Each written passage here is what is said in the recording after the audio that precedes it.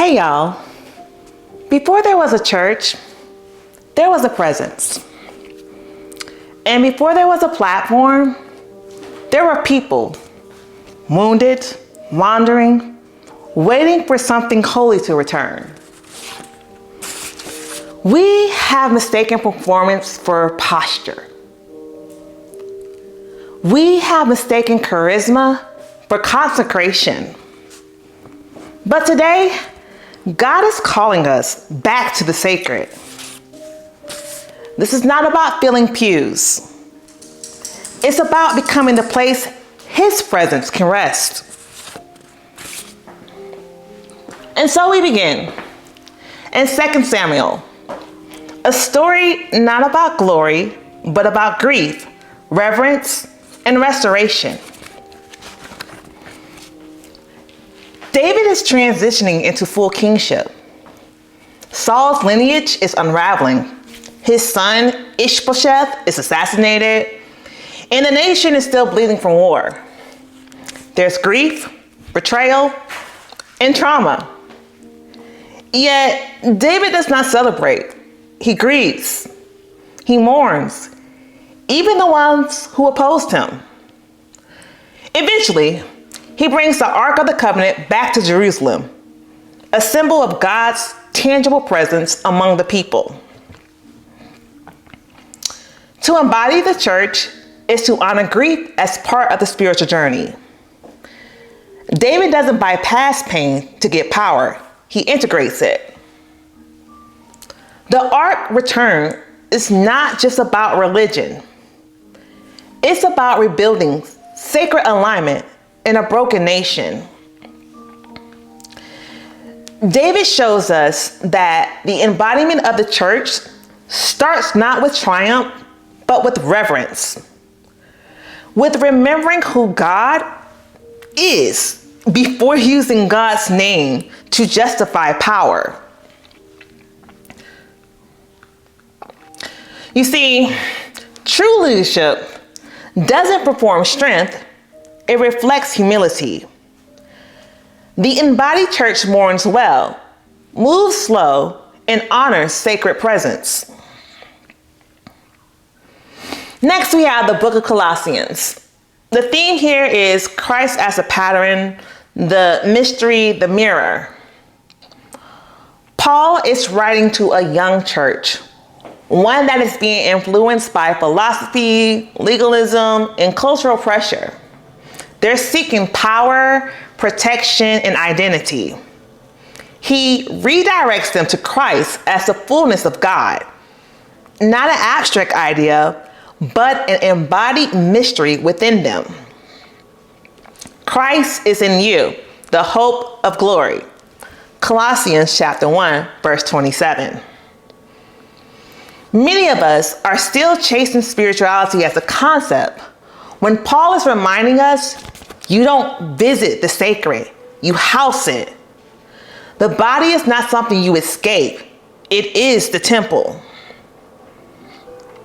The church is not just a place, and it's also not just people. It is a living organism, deeply rooted in humility, forgiveness, and alignment with Christ as head, not ego.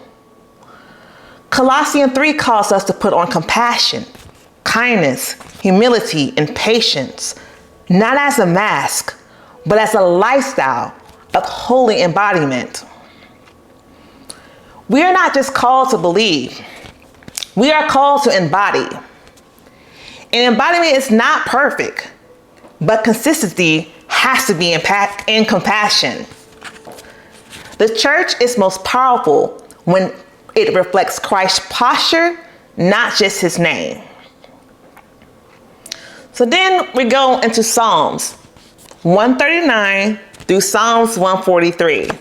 The theme here is search me, try me, lead me. These Psalms are a journey through the heart. Psalms 139 is God omniscience and intimacy. You knit me together. Psalms 140 through 143 is that raw prayer of a person under siege. Rescue me, hear me cry, Tell me what to do. Tell me to do your will, Lord. These aren't polished praises. They're embodied prayers. To reflect the church humbly is to let God search you fully. That means to ask God to illuminate your hidden motives and not just bless your public mission. These Psalms remind us we can be holy and hurting, anointed and under attack. These are not just personal laments. They are community blueprints. The church is the healthiest when its leaders are honest in prayer, not perfect in posture. Search me equals radical self-awareness. Rescue me equals surrender. Teach me equals humble embodiment.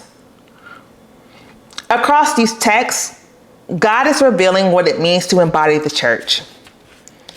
2 Samuel 4-6 speaks on sacred grief and reverence. Leadership must honor pain before hosting presence.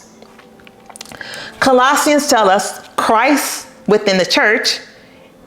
Colossians tells us about Christ within the church and how it must reflect Christ and not compete with culture. Psalms 139-143 shows us we must be searched, shaped, and surrendered. True embodiment begins with humble self-examination.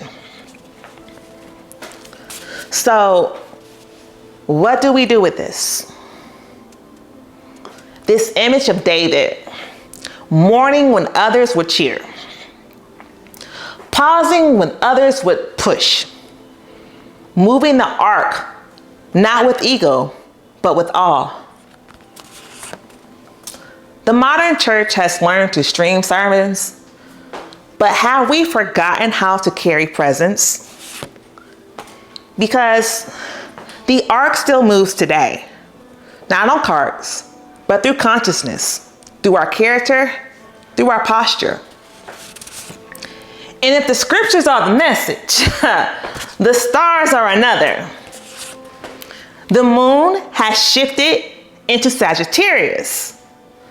So that means we're asking, what truth are we willing to live? Not just quotes. Mercury has returned to Aries, not to make us loud, but to ask, are your words forged in stillness or are they lit by ego? And Mars trines Saturn today, reminding us you can move, but can you build with discipline and depth?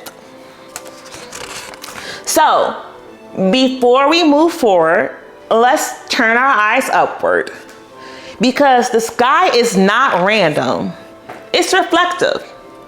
And today, it's definitely echoing what the Holy Spirit is whispering. Let's step into the second piece of this devotional puzzle and see what the heavens are speaking. Stay tuned and remember, please take heed to the messages I'm telling you. Peace out.